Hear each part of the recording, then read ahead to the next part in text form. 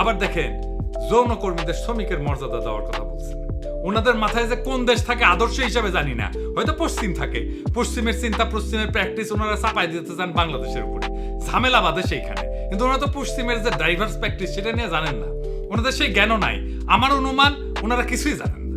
ধরা যাক ফ্রান্সে কি নিয়ম জানেন? সুইডেন, নরওয়ে, ফ্রান্স এই সমস্ত দেশে যৌনকর্মী না, বরং ক্রেতাদের যারা যৌন সেবা গ্রহণ করে তাদের শাস্তির আওতায় আনা হয়। এদেরকে বলা হয় নর্ডিক মডেল। তাহলে বুঝতে পারতেছেন যে পতিতাবৃত্তিকে কিভাবে কোন কায়দায় ট্যাকেল করা হয় পশ্চিমে। আপনি তো অপমানকর মর্যাদাহানিকর একটা পেশাকে আইনি কাঠামোর মধ্যে এনে বৈধতা দিতে পারেন না।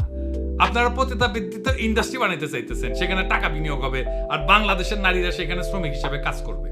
মানে পতিতাদের অ্যাপয়েন্টমেন্ট লেটার দিবে, পেনশন থাকবে, প্রমোশন হবে, পতিতারা ট্রেড ইউনিয়ন করবে। Are you crazy? মাথা মতো ঠিক আছে আপনাদের?